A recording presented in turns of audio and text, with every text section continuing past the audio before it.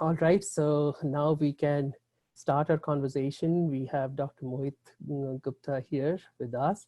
So, uh, first of all, I guess it would be kind of good that we spend a few minutes trying to understand this whole theme of mastering our feelings and emotions. And I feel this topic or this theme is intriguing, but at the same time quite timely.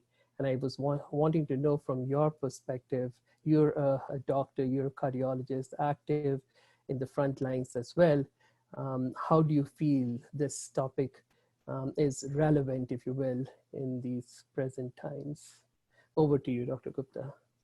Thank you, Shvetank Bhai, and thank you, Kanishaman, for a very generous introduction. And as you rightly said, that we are living in an emotional world, and emotions have always been a part of our life. There is no doubt about it. And many people ask me that, how do you feel? What emotion is? And whenever I feel that, emotion is just like you, it's energy in motion. It's just something that is coming out of my mind and it is continuously moving. It is never static. And never ever we have been through so much turbulent times in this particular generation that emotions have been so relevant in the current times. Love, forgiveness, anything, gratitude, and today's topic, compassion. Probably the reason is that emotions are never experienced alone. The gravity may be different, but it is important for all of us to understand that if we are happy, we are not happy alone. And similarly, if we are sad, we are not sad alone. Have you ever observed that some people just light up the room the moment they enter your home or your house, isn't it? And some people just make your life a little bit dull the moment because the kind of energy that they are bringing, it completely transforms the environment. It completely changes the atmosphere at your place. And that is clearly showing, that we are not happy or sad alone. The emotions are reflected very, very powerfully into the atmosphere. They're radiating continuously outside our mind. And this has been shown scientifically also. So I think the present topic, compassion, is very pertinent. And I would just share a very small story that I remember today to make the theme much more clear. And this is a true story of 1800. And it was a young child who used to sell different things, moving from house to house. And one day, very lovely, very smiling, very kind child. And one day, when he was done for the work throughout the day, very tired, he went to a place and just knocked the door because he was very thirsty. And very politely, a lady came out and he asked that, "Can I have a glass of water, please?" The lady smiled and she knew that the child was really tired after a day's work. And she immediately went inside, and instead of a glass of water, she bought a glass of milk for him. And the child hadn't any words to say. Quietly, he just grabbed the glass of milk and immediately started drinking that glass of milk.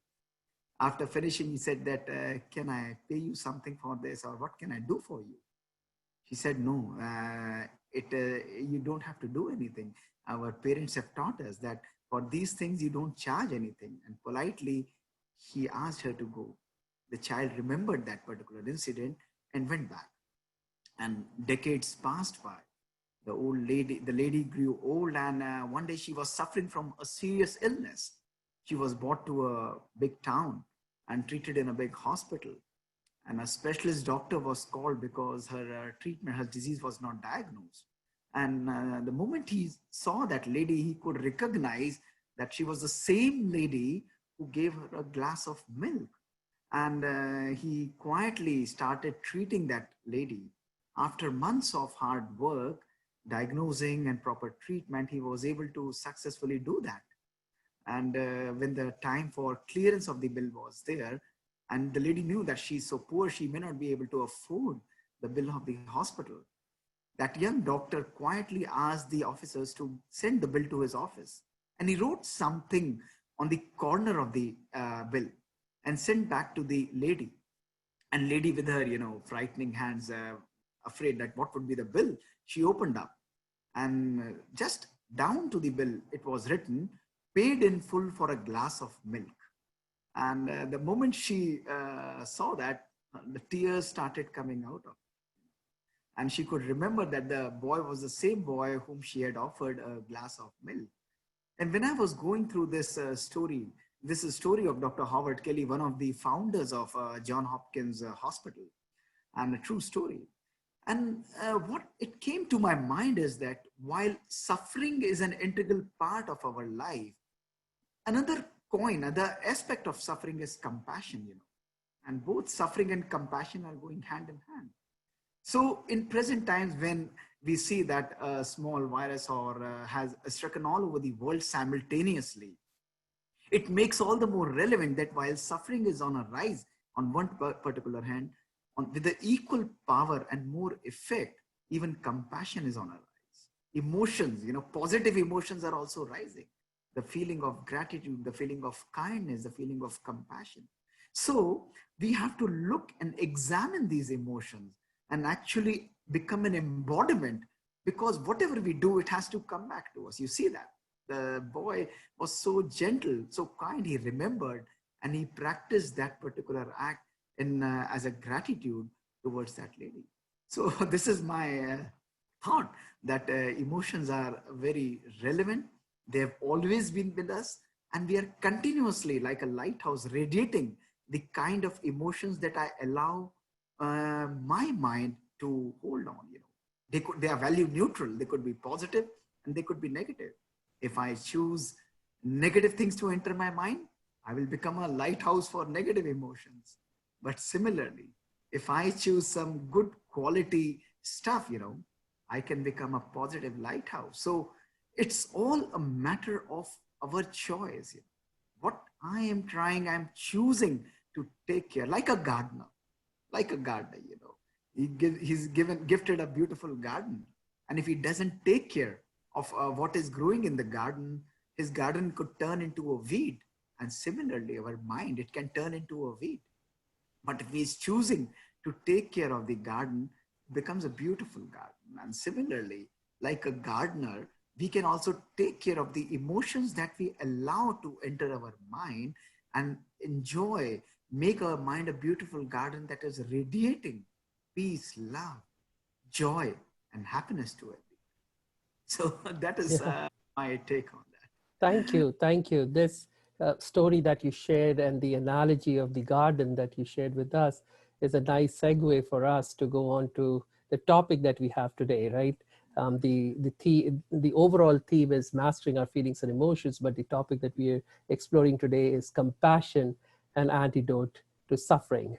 Yeah, so thank you very much for that introduction of the topic. And I was wondering, before we go on into how we kind of can create compassion in our lives, I was thinking first let's sit and kind of try to define what compassion really means, and especially because there's so many different words that are floating around, like pity and sympathy and empathy and even sometimes mercy. And so how do you see compassion in all of these? And if I may remind you as well of those days when we used to go to the medical school anatomy classes and we would Yeah. dissect cadavers. I think it would be good if we can dissect compassion a little bit for all our listeners. Over to you, back to you. Uh, we are fond of definitions, isn't it? We know, we have experienced, and I believe that everybody who is on this journey today, they are all compassionate human beings. There's no doubt about it. But still, we are trying to define something which we all are a part, we all experience in our life. And if I'm to make these things very clear to you with an example and with the terminologies, three things we need to understand. The first term is empathy, and the second term is altruism, and the third term is compassion. All the other terms are self-explained once we understand these three terms. And I'll tell you how do we understand this. Altruism is that when you are doing something good to others, something to help others, it's an act of simple kindness to give benefit to others. That is altruism. Like, somebody is hungry, you offer food to him. Or somebody is needy, you offer something X, Y, Z to him. That is altruism. You are simple. Somebody needs a book, you give that book to him. That is altruism. A simple act of giving benefit to others. It could not involve emotions also. You may not even feel, but just that it comes a thought. You are walking around the seashore, you see somebody who's needy, you help that person. That is called altruism. Now, more deeper term that comes is empathy. Empathy is what I call as automatic mirroring. A person with X, Y, Z kind of emotions is there in front of you, and you mirror the same emotions in your life, and you become empathetic with that person. And if that is defined as, I am feeling the way you feel, the feelings are exactly matching. Now, there is a big catch. It is a double-edged sword. If you start feeling the way other people are feeling, it may be a positive aspect also, and sometimes it can have a negative, powerful effect also. And I'll give you an example. You are also a doctor, cardiac anesthesiologist, and I'm a cardiologist. So let us understand that a person in pain, a patient comes to us in a clinic. Now, that person is a pain. I'm able to see that that person is not in a good state of mind. And the moment I start understanding his pain, look at this. I see him, I'm watchful, I start understanding his pain. That is good. That is called sympathy. The moment I allow that pain to make my own self, I absorb his pain, I become empathetic with him, I start feeling his pain, it would be very, very difficult for me to treat that person. My hands would be trembling. I wouldn't be in a very good state of mind because I'm now becoming the embodiment of that same kind of pain. And that is where the catch is. Compassion, on the other hand, is emotional response when you allow or when you perceive the suffering of others. A person is in pain. As a doctor, as a simple human being, I'm able to perceive the suffering of a pain. Even if we are not doctors, we are able to see that many of us today are suffering because of the disease. And this is followed consequentially by our authentic desire to help without expectations. You see, my desire to help without expectations is what is called compassion. So it is not automatic mirroring. The moment being a compassionate human being, I start absorbing those emotions, my energy, my conscience completely changes. So my message to you for a very practical understanding is, be a compassionate human being. There is no doubt, but don't allow that pain to become the part of your ecosystem. If we allow everybody's pain to become a part of our ecosystem, then probably it will be very, very difficult for us to heal. So compassion is one of the most powerful energies to heal someone. Compassion is our naturally adaptive trait. We often feel that, do we have to inculcate compassion? Or we often say that, oh, please be compassionate to others. No, it's a naturally evolved adaptive trait. It is always there within us. But how beautifully we are allowing it to come out, suppressing or avoiding those negative emotions is enough. So it's a phenomena that is not integral or is not related to one particular person, or it is related to a particular individual. It's a mindset. Even child can be a compassionate person, a compassionate child, and even an adult person can be a compassionate child. And we have good evidence to show all these things. So this is what compassion is: the emotional response when you are perceiving the suffering of others with an authentic desire to help without expectation, without expectations. Yeah. So one more thing, it will, if to simplify it, it inculcates the art of associating and dissociating simultaneously. You know when to associate, and you help while dissociating also. That's the art of. Yeah, thank you very much. Yeah, I like this aspect of the desire to help. In a way, I find all these other words, pity, sympathy, empathy, or even mercy, as passive energies, whereas compassion is a very active energy where you have kind of committed yourself to helping the soul or Yeah, helping humanity, if it is for all of yeah, humanity, that you need to do something and that you are doing something apart from just the need.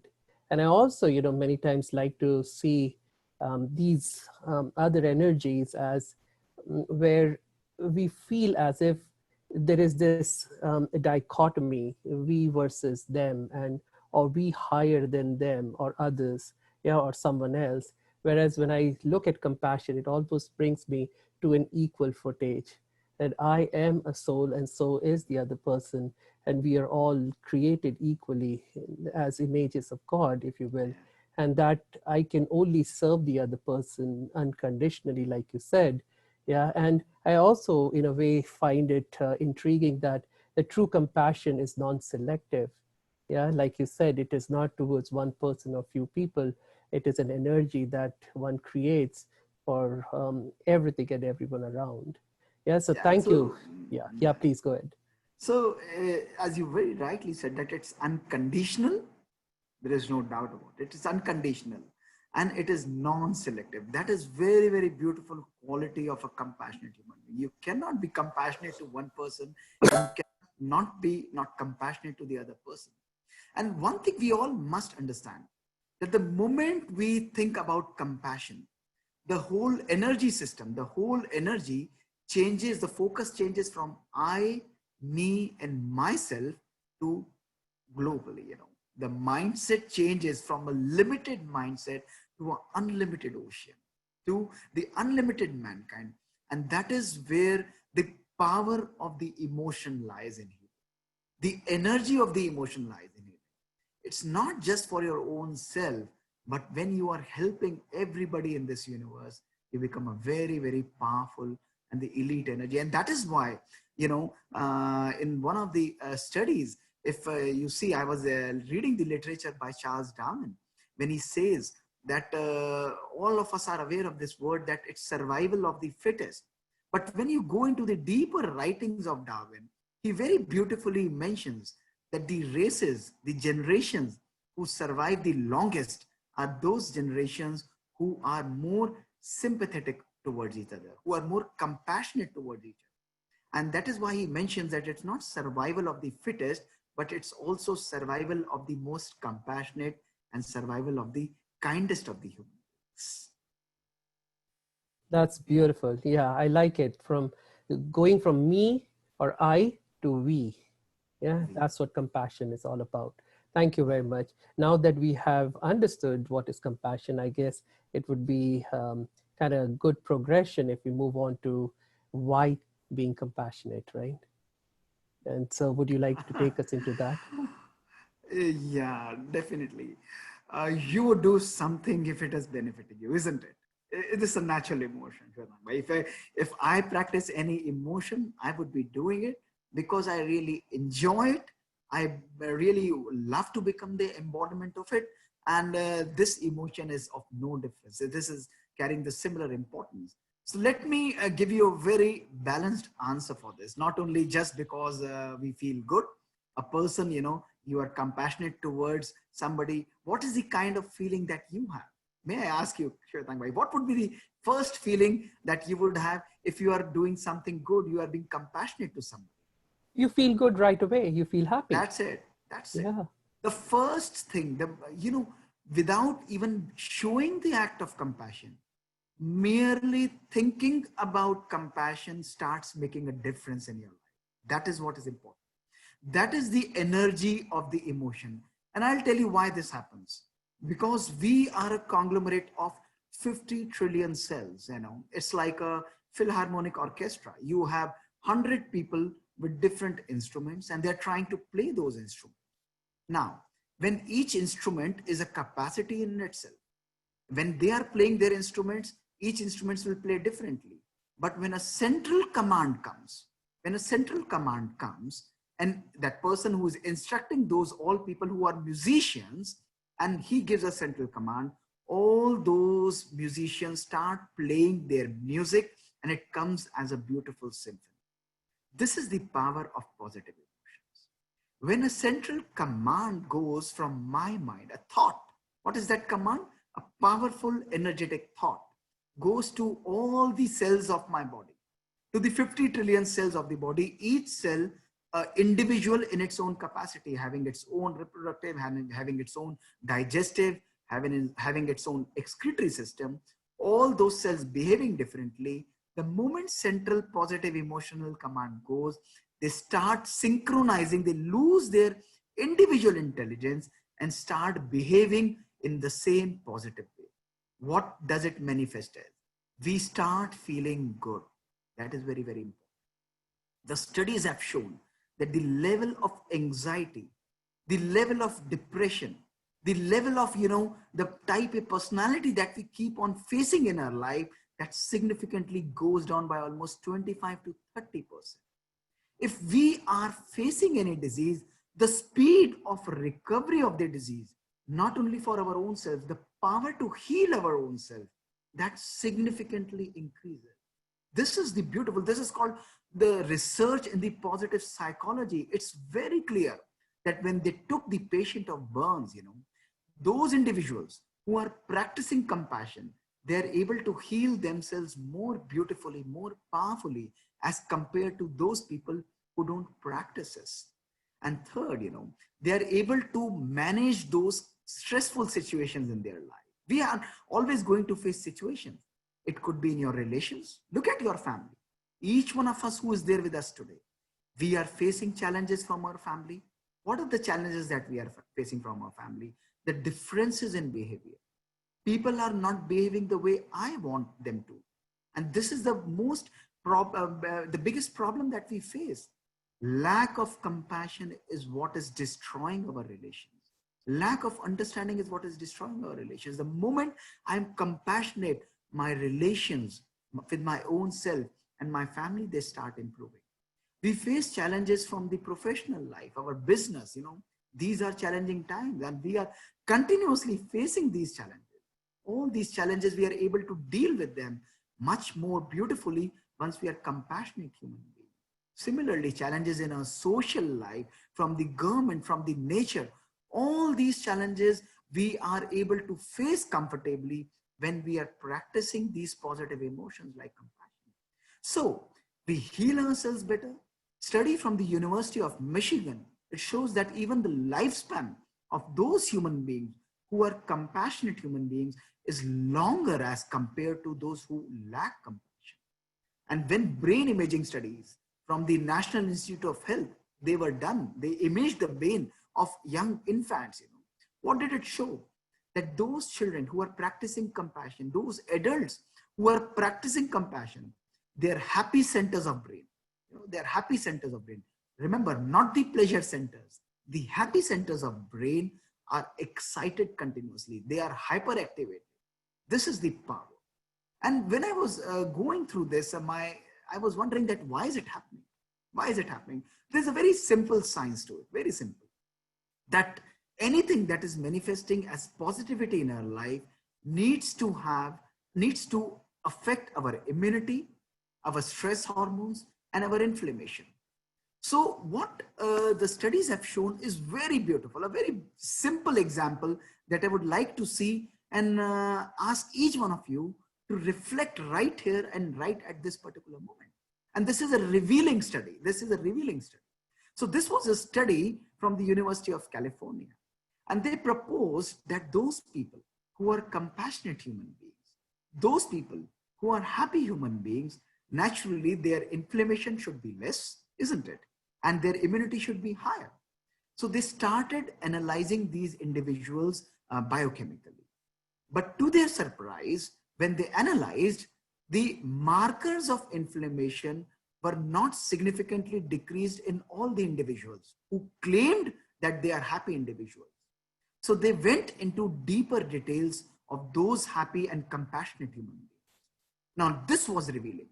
What they saw was that once we say that we are happy because we are having everything, and we are just practicing altruism in our life. Simply that we are giving happiness to others in form of materialistic treasures, and we are happy because we have everything, which is called the hedonic happiness.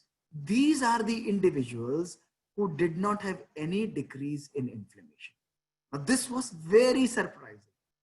But those individuals who practiced happiness, who practiced compassion, and hence derived happiness in their life, that means they were continuously practicing compassion towards other individuals. And this act of compassion, not just act of materialistic giving, this act of compassion made them peaceful and happy. These are the individuals whose inflammatory parameters were significantly decreased. This is called the eudaimonic happiness. So we all need to understand that compassion has a very, very powerful effect on our inflammatory parameters and our immune system. The cortisol level, which is a stress hormone, we all are aware, we all have read about this. The cortisol levels, the stress hormone, is significantly decreased once we are practicing compassion by 25%. Very clear scientific evidence we have that 25% decrease in cortisol levels once we are practicing compassion. And further, the DHEA hormone, dihydroepiandrosterone, this is a anti-aging hormone. This significantly increases, and this is why the study from University of Michigan, they hypothesized that these people may be having a longer lifespan, and they actually proved it, that once we are compassionate human beings, we have a much longer lifespan. So you see, you are living longer and you are having a better quality of life just by a simple act of giving.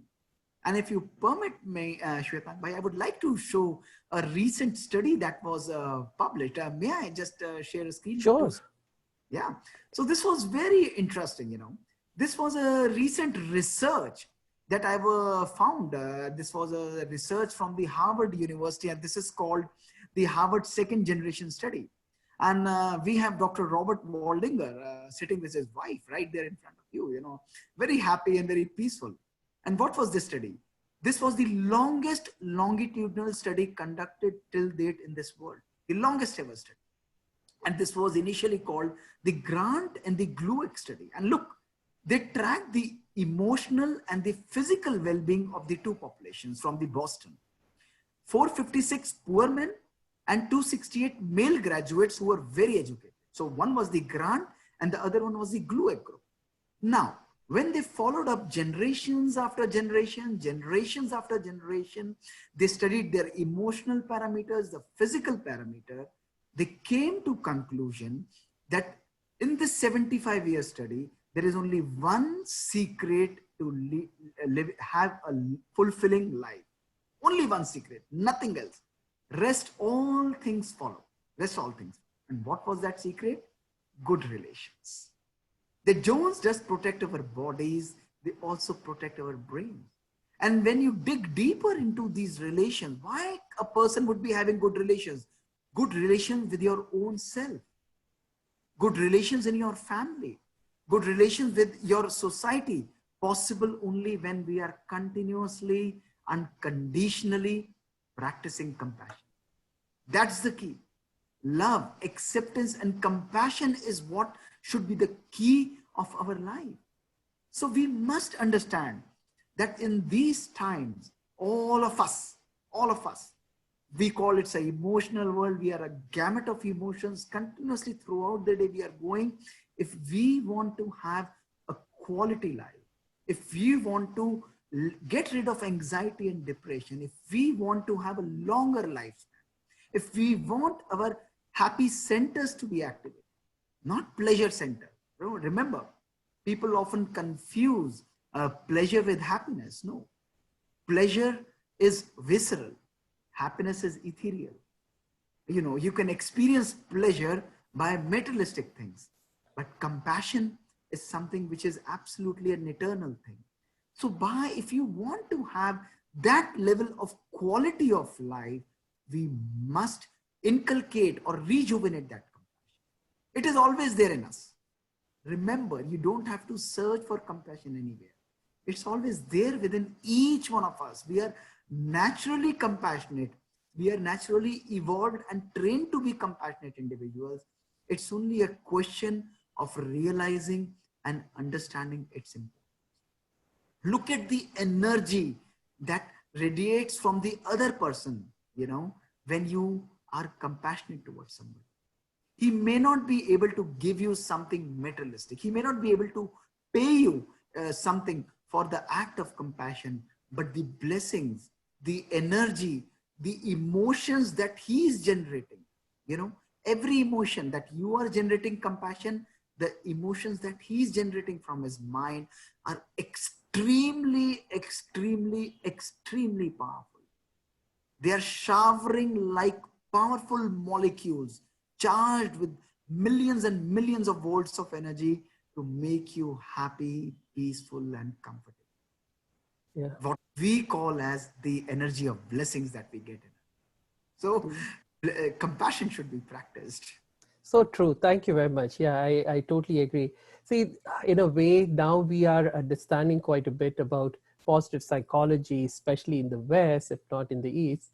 And so I think a lot more people now know that being compassionate is good for us.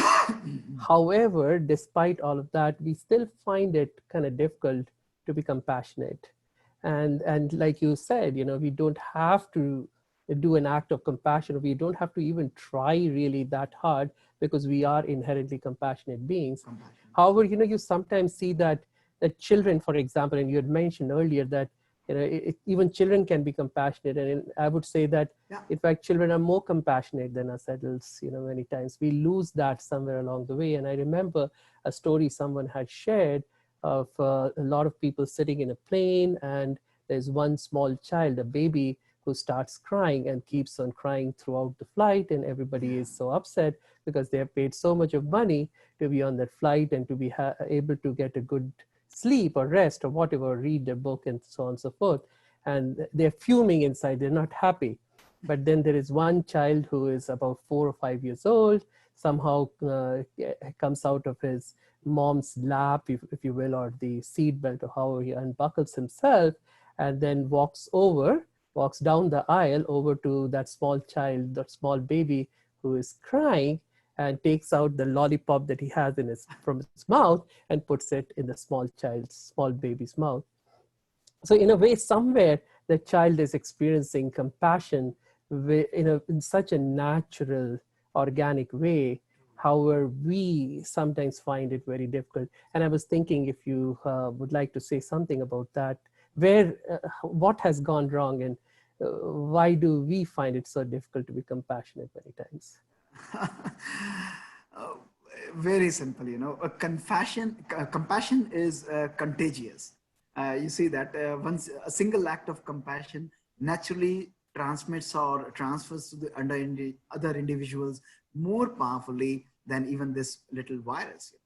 Why we are feeling difficult to practice this is because we are unaware of the mechanics of the recipe of compassion. We are all fond of recipes if we like to eat something good, and the recipe of compassion is very simple. Let me ask you, if you want to give me something, what would be the first prerequisite for it? What would be the first prerequisite for it? I, Everybody imagine. I'll need to know what you want. I need even if you know that what I want, and you are very, very clear that I want this particular thing, still there is one particular thing that we all need to have. That's a must prerequisite before we give it to others. We And have to have it. yes, that's the key. That's the key. That is where the answer of your question lies, brother. That is where. Ask yourself, I am ready to practice compassion towards others. But am I having that same level of compassion for my own self? You know, to give peace to others. If I want to give compassion to others with the right form of energy, in the right way, at the right time, without any mixing, I need to experience the same thing in my own life first. You see that? That is called the power of experience. Until and unless I've experienced the same thing in my life, unconditionally for my own self, how beautifully will I be able to transfer that energy to others?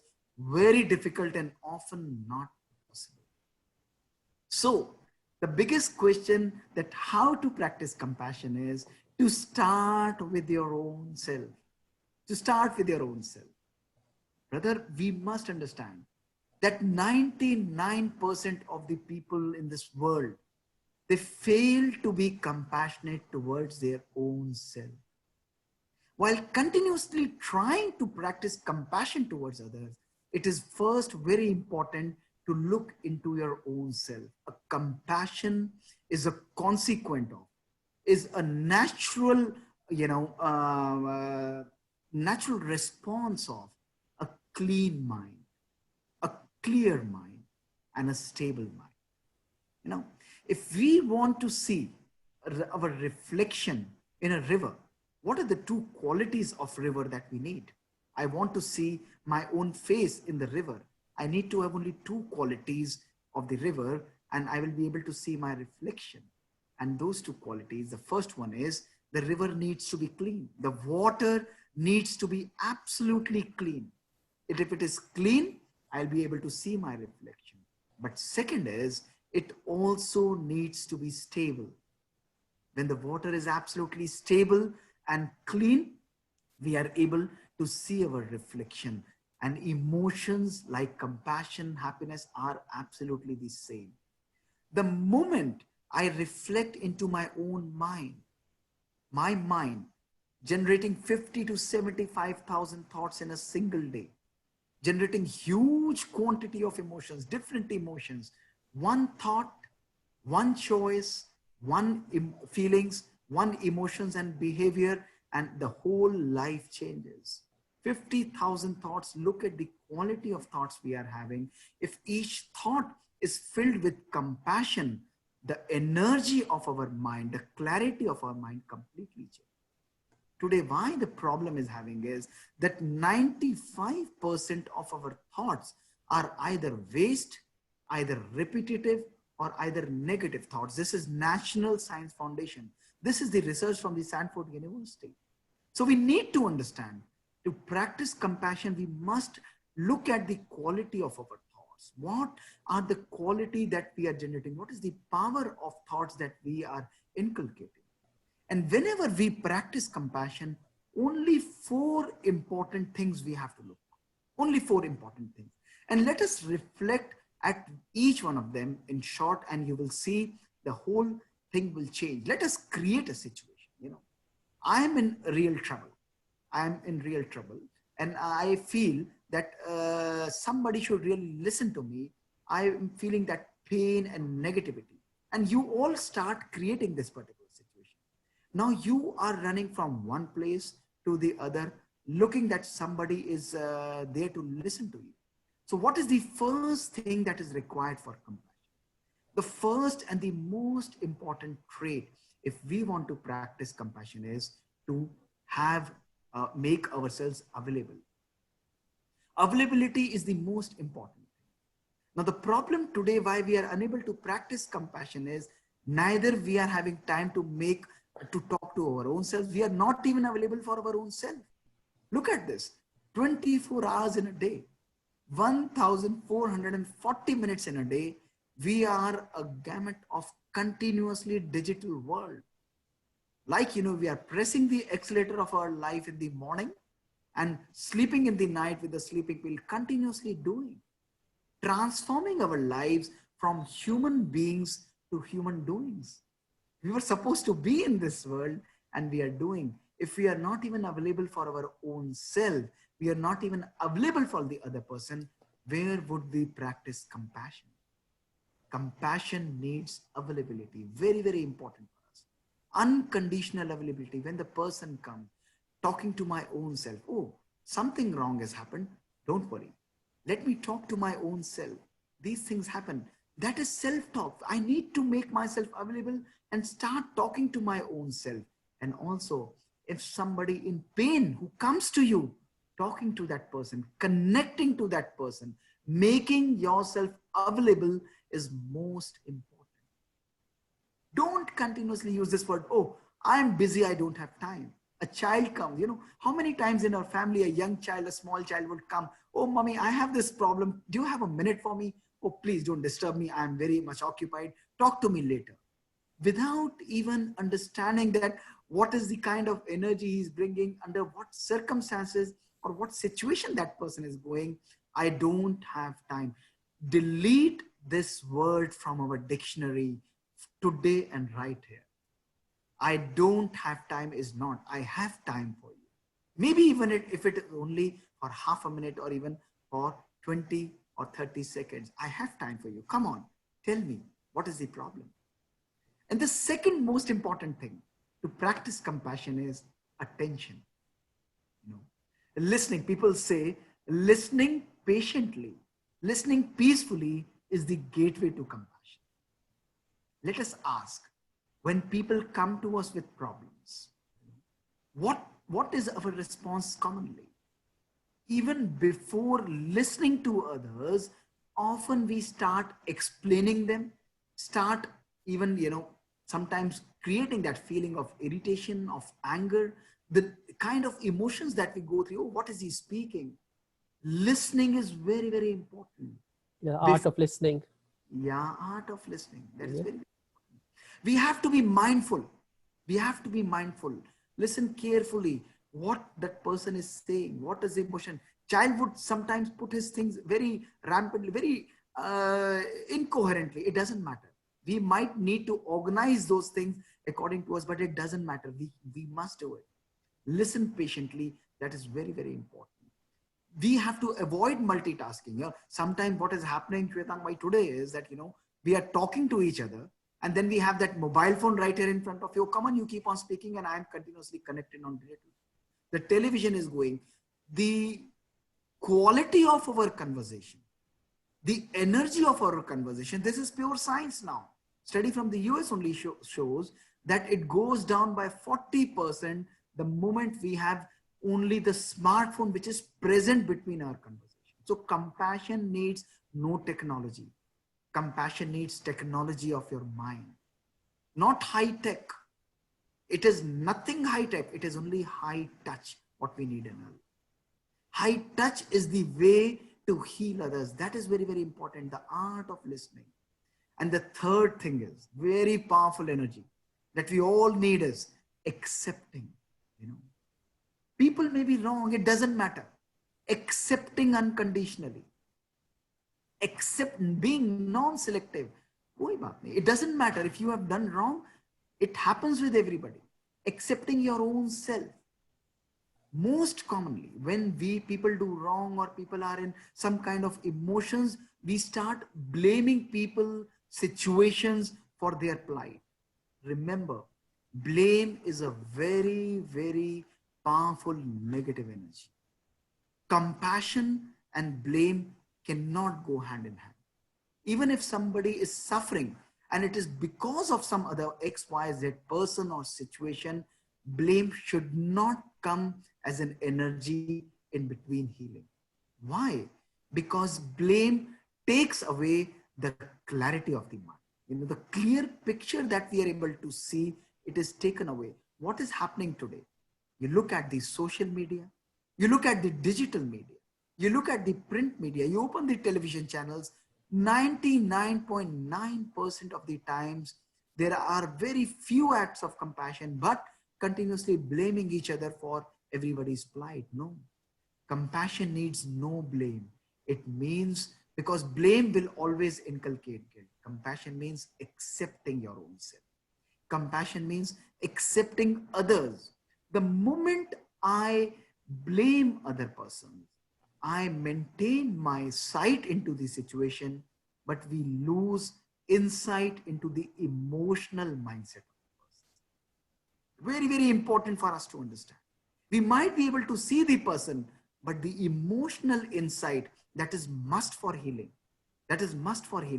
we lose that particular. So remember, accept everybody. It doesn't matter if a person has done something really wrong. It happens. Everybody goes through that particular situation. Let me accept peacefully. Let me accept. Yes, that is fine. That is okay. That is, it happens with everybody. Let me accept and inculcating positive self-talk. Telling yourself, oh, I made a mistake. I can't do this. I'm always like this. People keep on thinking about me like this. I don't think I have that kind of a power. No. Negative self-talk is disastrous. Acceptance immediately starts manifesting for your own self and for other individuals. Inculcating a positive, powerful self-talk. Teaching others, you have the capability. You have to do this. You have the capability. Nobody else can do it for you. Telling yourself that, yes, I have that beautiful energy. I'm a powerful soul. I'm a very powerful energy inside. I have the power to conquer these situations. What happens in healing? When a person is suffering, as a doctor, do you or do I go to any particular patient and say, oh, I don't think you are suffering. I don't think you will be able to heal yourself. No, we never do this. Even if we know that the lifespan of the person is at the end, we still say, you have the power to heal yourself. Come on, inculcate that energy. That is beautiful. So that is very, very important. And once we inculcate that self-compassion, that belief system, that yes, I can do that for my own self, healing your own self is the most powerful thing. I'll show you a very beautiful example if you have a couple of minutes. And, Sure. that's a story of my own life. And you would be really enjoying that. Are these things coming out of your own experience? Just see this, this is my own story. And I'll share this particular day. This was a day of March 20th, 2003. And coming back from the cath lab, it was an evening.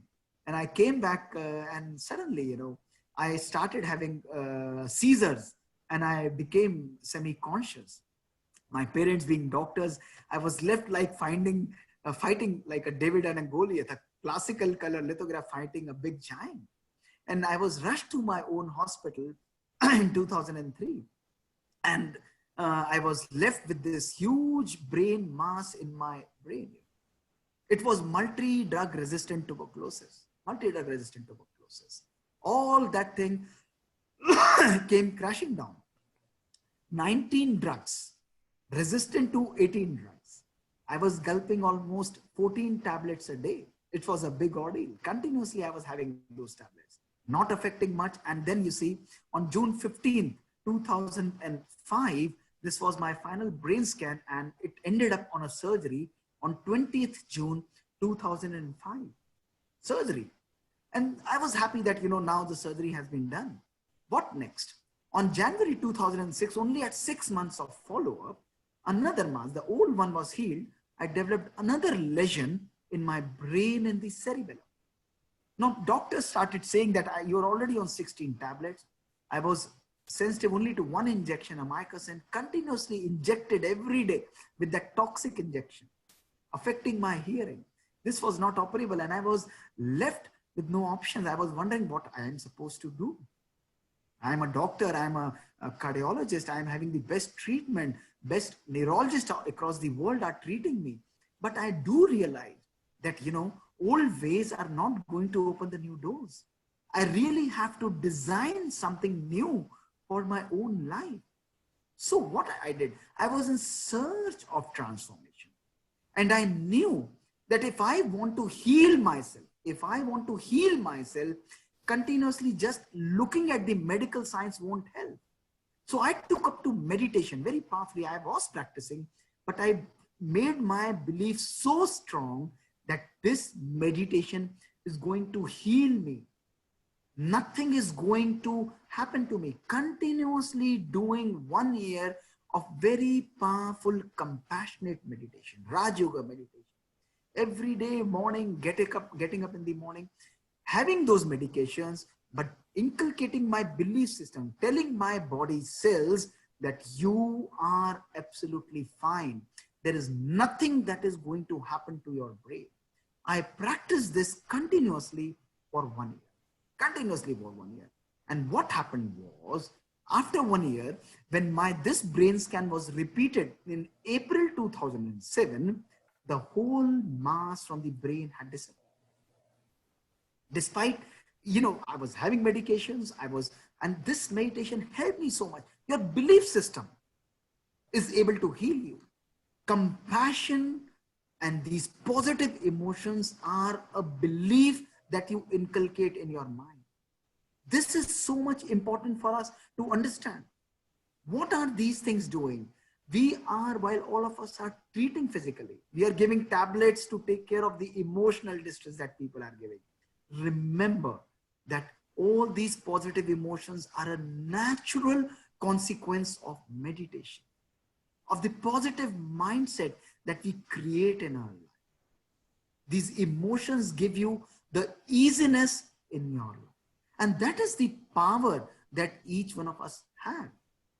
And the last thing that we need to inculcate to heal somebody, very, very important, which is a very powerful emotion to heal somebody, to practice compassion, is to not hold on anything. Remember, cleaning of your mind is very important. While today all of us are cleaning our hands, all of us are sanitizing our hands n number of times. We are taking precautions in form of wearing a mask. We are taking precautions so that the infection of other people is not going within us. My question to you at this particular time is that, are we also taking precautions that the emotions, the negative energy of other people is also not getting into my mind? Am I continuously absorbing that negative energy and allowing it to be part of my own ecosystem? If the answer is yes, I won't be able to heal other person. Compassion, that is why, is called always unconditional. Remember, letting go of. These are the times that teach us that holding grudges is not the way of life. Holding hands is the way of life. Very, very important. Giving just materialistic thing to others, giving good technology to others is not what everybody needs. Today, each one of us, we need is high touch, a compassionate touch. People may be wrong, but choose not to become the embodiment of that. Oh, that person told me something very bad. I felt really hurt. When did it happen? 20 years back. When did it happen? 10 years back. I'm holding on to that negative energy. One person, one negative thought, one negative behavior of that person, I allow it to enter into my mind. 365 days, 365 negative persons, I allow everything to go into my mind. 10 years, 3,650 negative emotions. Your mind is not mine. It turns into a dustbin. Would you be able to practice compassion? Not possible. Yeah, I like to call it as a refugee camp. Yeah, it becomes, it becomes a very interesting phenomenon right there. So I totally agree with you that we need to be able to accept everyone. And in a way, from Raj Yoga meditation perspective, it kind of takes us to actor consciousness, that we are all part of a big drama of life, and each one has his own role. Each one is an actor, and each one is playing his own part. And I need to understand that bigger picture and to be able to accept each one's part. And each one's part is unique, so is mine. Yeah, so the acceptance element is very important. And I see a question here along the lines that we have been talking, what you have been talking in the past couple of minutes, says, I have hard time forgiving someone. In a way, this is a little bit going into the next session where we are going to explore forgiveness, but they are all one and the same, really. All these emotions, we can name them. It is almost like different colors of a rainbow. It all emerges from one energy, the positive energy of the soul. So whether we call it as forgiveness or compassion, in a way, it all comes together. So the question is, I have hard time forgiving someone who cheated and hurt me so badly that I have lost the feelings of compassion and love, regardless of how hard I try, and I can't let go of those painful memories, forgive the person and move on. How do I transfer this bitterness and hatred to compassion and forgiveness. Yeah, we already talked about that, but if there is anything else you want to add, just to respond to this While question. while you are writing this question, just now dissect this particular question. Look at the energy and the kind of mind that it is coming from. It looks like a person is suffering, isn't it?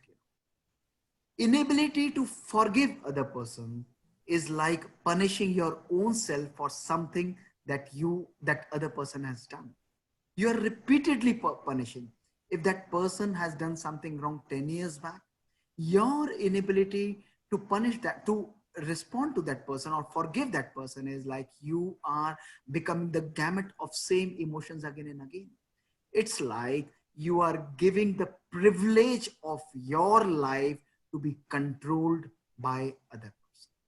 If you're happy to do this, go ahead and don't forgive. Even while you say that you are unable to forgive the other person, what happens is you are giving the control of your happiness, of your life, of your peace to other person. I have never given this privilege to anybody. Why should anybody control my happiness? He has done something. It was his karma, isn't it? He gave me a wound. And if I keep that wound open, when I'm going on a road and there is a stone, somebody has kept inadvertently right in the center of the stone, and I get hurt, I hurt myself, and the blood is coming out. Now I sit down on the side of the road and say, I am not going to go and heal myself until and unless the person who comes and who has kept the stone will remove the stone, and only then I will go and heal myself or get myself treated. Who is in the pain at that? The chances are that the person may not come. The chances are that the situation may not be modified, but in this whole situation, you are experiencing pain. We must understand that we don't forgive people for others. We forgive people for our own peace. When we forgive somebody, we buy peace for ourselves. This is the energy that we get when we practice forgiveness. So let go of. Never carry that energy. And probably meditation is the most beautiful way. It's a recipe of love, peace, and happiness loaded in your thoughts. Look at this. You are an elevated soul. The love and the peace and the happiness for everyone. You're radiating that energy. And the moment you do that, it's magic, it's magic. You do it today. Just do it today. And you see the quality of sleep and the energy you will have will be absolutely changing. Sit down peacefully. I forgive you. And I also beg for forgiveness if I have done something wrong to you. I'm leading my own life now. I'm healing myself. I'm peaceful and I am happy. That's the energy that you generate. Yeah, Magic will. I agree. Many times when we don't forgive people, it's like we are attaching ourselves to them. We are not Yes. allowing ourselves to heal. Yeah, that's very important that we have to forgive ourselves, or help ourselves really. When we are forgiving others, we are True. forgiving others for ourselves, right? Yeah. Really. Yeah, but also I feel that, when we have compassion, we have forgiveness. One thing is, in a way, yes, it's going to serve me, but it's also going to serve the other person. It's going to help rise or raise the person to another level of consciousness, which eventually is going to serve me too. Yeah, so I No always doubt. like to see it that way, that, in a way, sometimes we kind of get little stuck in the hope that, whatever positive energy we create is going to help us, is going to serve us. But at the same time, it's going to help whole of humanity. And we are part of So, humanity. We are all part of one big pool of energy that we draw out of as well all the time. And if so we I will always yeah. remember that, if one line that we all have to take, that it is very important for us is emotions are contagious. They are contagious. They are very, very contagious. And second, they are value neutral. You can choose a negative emotion, you will still be spreading that. And you choose a positive emotion, you will still be doing that. But the message is self-compassion followed by automatically to all others. That is very, very important. As you rightly said, that whatever we are becoming an embodiment for my own self, it has to radiate to others. You cannot, it's like an incense stick. If you light it, you cannot ask that incense stick not to spread the fragrance to the whole room. You cannot say that you limit your fragrance to 1 feet. It has to spread. It's a contagious energy that is going to spread. Thank you. Yeah. And so we're getting close, but we still have a few minutes. And I was thinking that you did touch upon this a little bit. You know, one of the things, in a way, this kind of situation where somebody has hurt us very badly, then we find it very difficult to be compassionate. But also sometimes we find on a regular basis, if we have to kind of exercise compassion a day in and day out, we end up with, which is something which is called, which has become very popular, especially in the medical world, called as compassion fatigue or empathy fatigue. And so I think, and you have spoken on it, and I thought that maybe kind of give some final statements on this, that there is a possibility of training ourselves to be more compassionate, and that is the compassion training as a formal training, if you will, you know, just like the military people go for formal training to be Navy SEALs, you know, some sort of formal training is important for us to be able to maintain that level of compassion. Because, you know, see, when I see many of my colleagues, many of my juniors, day in and out, when, you know, they're working 12, 14, 16, 20, sometimes 30, 36 hours straight on, at the end of the day, or end of the night or end of the shift, if somebody is complaining of pain, it almost kind of, the tiredness, the fatigue causes a sort of numbness, if you will. So they start off the shift with feelings of compassion. Oh, this person is in pain, let me help this person is having some trouble, let me alleviate that person's trouble. But at the end of the shift, at the end of those 18, 20 hours, they find it almost impossible. So want to talk a little bit about that? Oh, Dr. Mohit? so I'm aware of this term compassion fatigue. And, normally what people used to do, this term originated right there in Mother Teresa's camp. Also, the nuns were practicing continuous compassion. They became fatigued and they were given a 1 year break. My take on this is very simple, very simple. Fatigue is a consequent of not just physical phenomena, but it's more related to our mind. So we can become fatigued then when we are continuously giving, but that continuously giving also has to be balanced by continuously inculcating the same emotions in our own self. That's the key. So compassion fatigue can easily be taken care of by energizing your own self at least twice a day. My dear friends, my message to you is very, very clear, that we never ever become tired by doing something good to others. You can get tired and you can say that I am busy, even sitting at the home and not doing anything. And you can still remain very easy while continuously giving n number of things to thousands and thousands of people simultaneously. It's all the mindset that we are developing in our own mind. So simple practicing Raj Yoga meditation, giving space to your own self. What is meditation? Giving space to your own self. 1440 minutes, again I say, you are using mobile every day in your life. Earlier the mobile was used only for talking to each other. Now it is used for multiple things and it has turned into a smartphone. So what do we have to do? We charge our phone at least twice or thrice a day. Or some of us even carry a power bank, isn't it? Why? So that we are always connected. Similarly, we as human beings, while we are continuously doing n number of things to so many people throughout the day, my question to you is, are we also charging our mind like a power bank? How many times? Ask yourself, on this journey, all of us today, how many times yesterday only did you take out, or even today, reflect on yourself, did you take out only 2 minutes to reflect into the mind power and charge your own energy? Your life is a consequence of your thoughts. Are you taking care of your thoughts at least 10 minutes a day? You can take out at least 20 minutes in a single day out of 1440 minutes? Possible or Uh-huh. possible?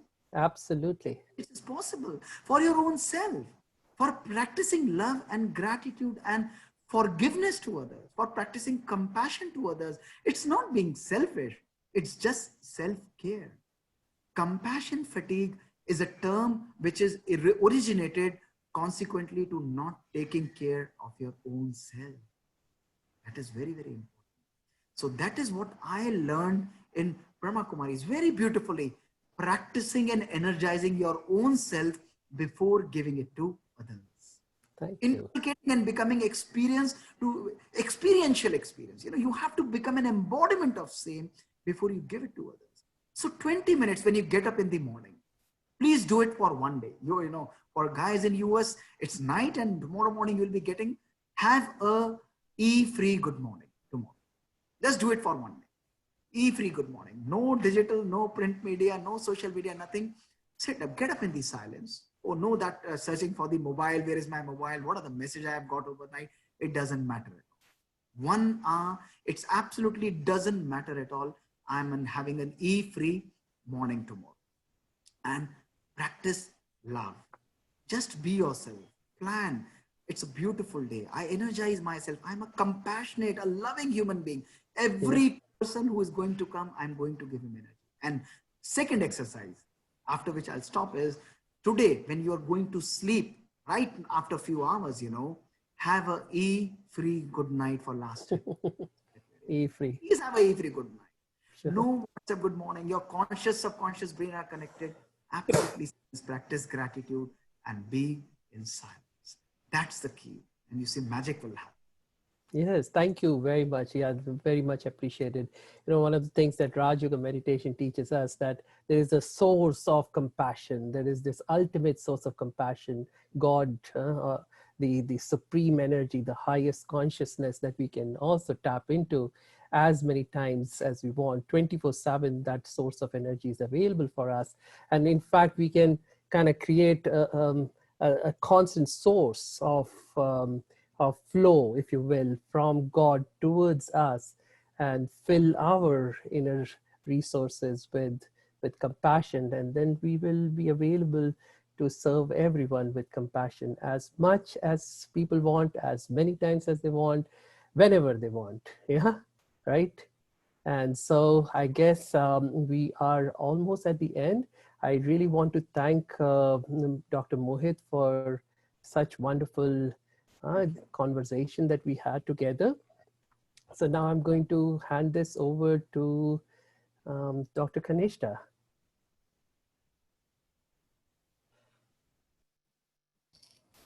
Thank you so much, both of you, Dr. Mohit and Dr. Shvetank, for this rich, insightful, very enlightening dialogue on this very, very important topic of compassion. And now I would like to invite Mr. Naveen Nayak. He's with us. He's a chemical engineer by profession. He worked in Pfizer and lived in Chicago for a long time, but now he's retired. He lives in Sacramento, and he is the president and treasurer of Gujarati Samaj in Greater Sacramento area. He's also a Rotarian, through which he has been involved in several international projects helping his home state of Gujarat in India. He's very closely connected to Brahma Kumaris Center in Sacramento. I welcome you to share your thoughts and feelings about today's session with all of us. Welcome, Mr. Nayak. So, Mr. Nayak, you are the co-host, and you can unmute yourself and speak. We don't see you yet because I guess your camera is